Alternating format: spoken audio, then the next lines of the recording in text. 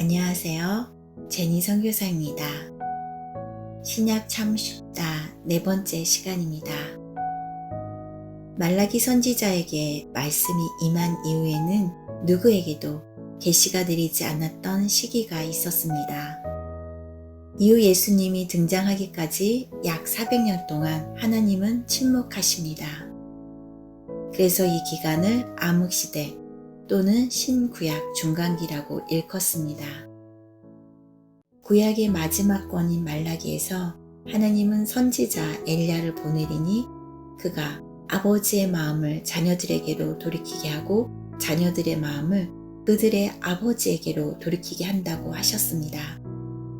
말라기 4장 5절 6절 보라, 여호와의 크고 두려운 날이 이르기 전에 내가 선지자 엘리야를 너희에게 보내리니 그가 아버지의 마음을 자녀에게로 돌이키게 하고 자녀들의 마음을 그들의 아버지에게로 돌이키게 하리라.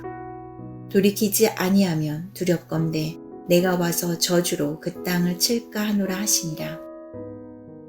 이 예언의 말씀 이후 400년의 시간이 흐르고 갑자기 예수님이 성육신하셔서 이 세상에 오신 이야기로 신약이 시작됩니다.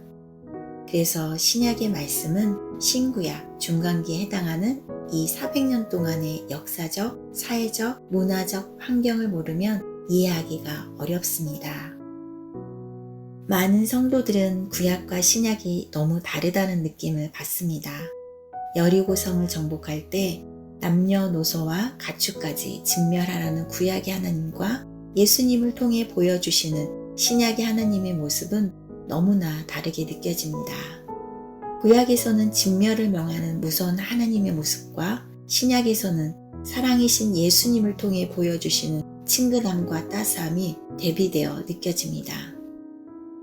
또 신약은 복잡한 역사 이야기가 없어서 좋고 읽고 묵상할수록 예수님의 성품을 알게 되는 것 같아서 더 친근함을 느끼게 됩니다. 그렇기 때문에 구약에서 400년의 시간을 뛰어넘어 갑자기 신약을 읽으면 하나님을 아는데 한계가 있을 수밖에 없습니다. 구약과 신약은 모두 예수님에 관한 이야기지만 구약의 역사적인 배경을 이해하지 않고 신약을 읽으면 하나님의 말씀을 단순히 윤리와 도덕률을 깨닫는 수준 정도의 교훈으로 이해하게 됩니다. 그러면 신구약 중간기를 어떻게 읽어야 합니까? 신약의 배경이 되는 정치구조, 사회구조, 그리고 영적 상황을 알아야 합니다. 왜냐하면 역사는 연결되었기 때문입니다. 여기서 묵상할 내용이 있습니다. 마태복음 11장 10절 14절 기록된 바 보라, 내가 내 사자를 내 앞에 보내노니 그가 내 길을 내 앞에 준비하리라 하신 것이 이 사람에 대한 말씀이니라. 만일 너희가 즐겨 받을진대 오리라 한 엘리야가 곧 이 사람이니라. 세례 요한은 만왕의 왕이신 예수님의 오실 길을 예배하기 위하여 앞서 보내진 사람입니다. 즉 새로운 왕국인 하나님 나라가 오고 있다는 의미입니다. 그러면 왜 하나님은 구약의 말라기 이후 400년이 지나서 예수님을 보내셨을까요? 신구약 중간기가 지난 후 예수님을 이 세상에 보내신 것은 하나님의 어떤 뜻이 있지 않을까요? 그래서 하나님의 뜻을 정확히 알기 위해서는 신구약 중간기에 무슨 일이 일어나는지를 알아야 합니다. 하나님께서는 예레미야 선지자를 통해 타락한 유다에게 바벨론 포로로 가게 된다는 경고의 말씀을 선포하였습니다. 그러나 그들은 회개하지 않았습니다. 결국 유다의 죄를 심판하기 위해 바벨론을 사용하신 하나님의 뜻에 따라 망하게 됩니다. 이 말씀은 국가가 사라진다는 것을 의미합니다.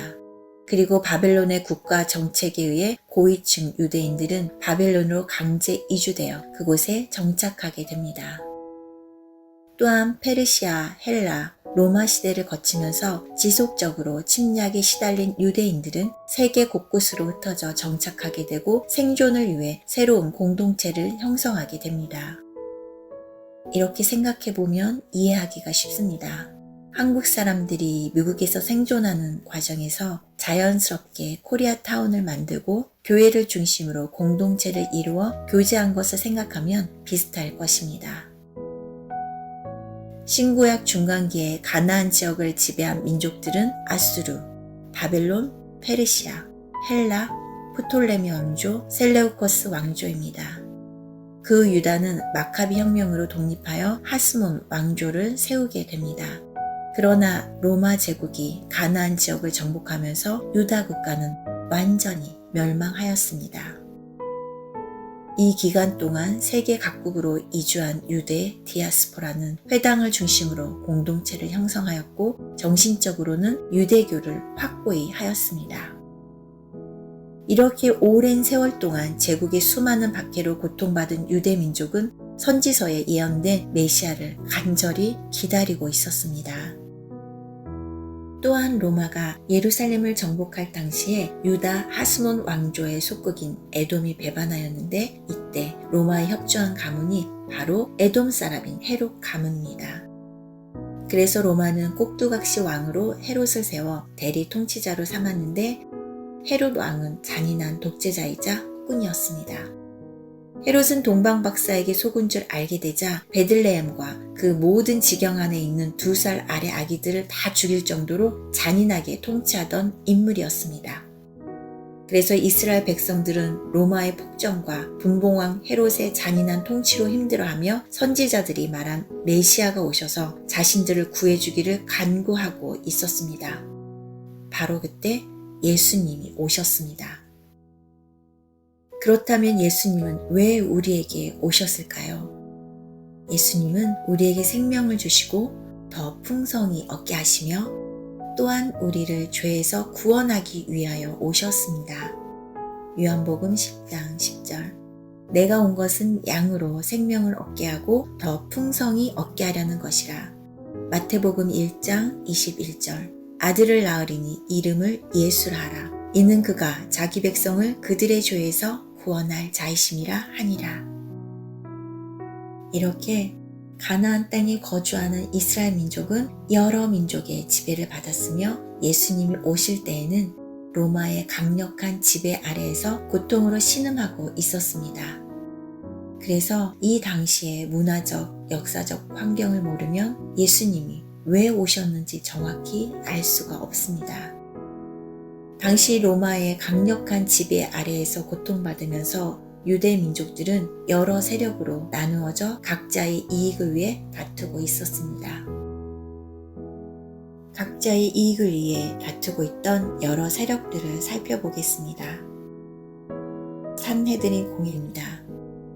산헤드린 공회는 지금의 국회와 유사한 기능을 가진 자치기관으로 제사장의 중추적 역할을 담당하였으며 종교와 사회 문제를 결정하는 최고 의결기관이었습니다. 바리새인입니다. 바리새인은 구약과 유대의 구전 전승을 떠받드는 완고한 보수주의자들로 엄격한 율법주의자이며 정교 분리주의자입니다. 사두개인입니다.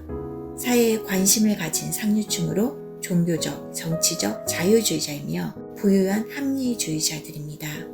이들은 부활과 영혼 불멸을 믿지 않았으며 바리새인과는 대립 관계였습니다. 서기관입니다.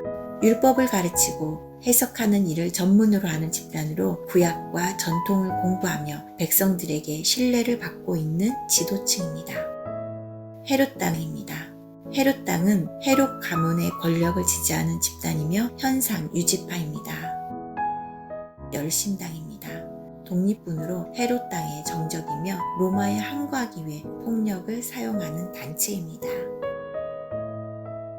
이렇게 힘든 시대 상황 속에 예수님이 이 땅에 오셨습니다.